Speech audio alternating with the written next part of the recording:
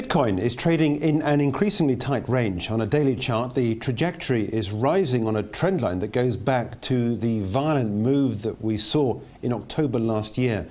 John Butler is with us now from Gold Money. John, welcome.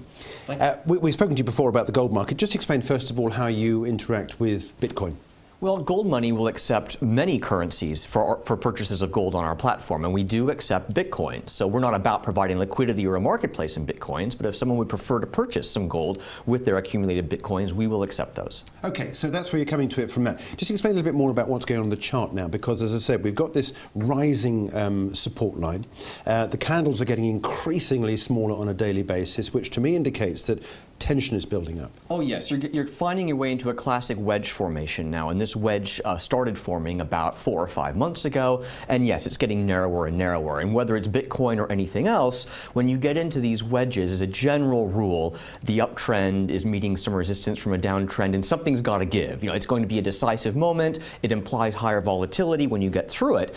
It doesn't imply whether it's going to be resolved up or down. That we cannot know. No. Okay. Well, let's take a look potentially the upside. We've got to go all the way back to the November trade that we saw at what was it, 5,200 or so.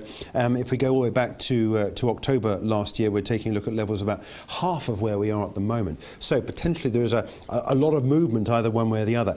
What would you say on the bullish side for Bitcoin? What would you be watching out for to give an indication that we would see a breakout to the upside? Well, I think the single biggest thing that Bitcoin has going for it, other than it's simply an alternative to the dollar, but then in any other currency is kind of an alternative, what Bitcoin has going for it specifically is kind of the hype around blockchain technology generally. So if you're curious about it as an investor, arguably the easiest way to get exposure to this whole new fintech world of blockchain and alternative currencies is simply to buy some Bitcoins rather than to have to, for example, go out and pick a few stocks that are developing new applications for blockchain. So in a way, the hype and the media coverage it's getting, which in many cases I think is probably deserved, that is propelling the price higher. Okay. On the downside, what would you say are those indicators that would give you the indication that potentially there is downside to come from the levels we're at the moment? Well, that's the other side of it, is that for all of its potential down the road, ultimately Bitcoin is a bit of an experiment. It's just one application of blockchain technology. It's one that's designed to act as a medium of exchange, but also a store of value. But there's a lot of convincing that will need to be done before people will regard Bitcoin as a store of value that could possibly be on par with something like gold, for example, which is the historical store of value par excellence.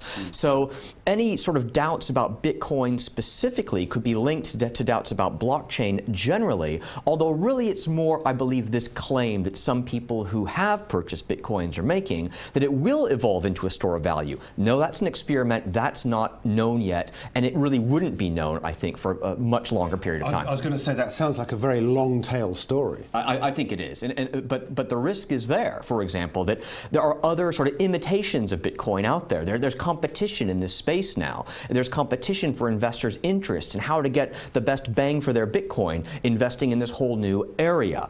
And so Bitcoin is just one expression to that. It may be the most prominent one, and so that's generated a lot of interest and has propelled the price higher.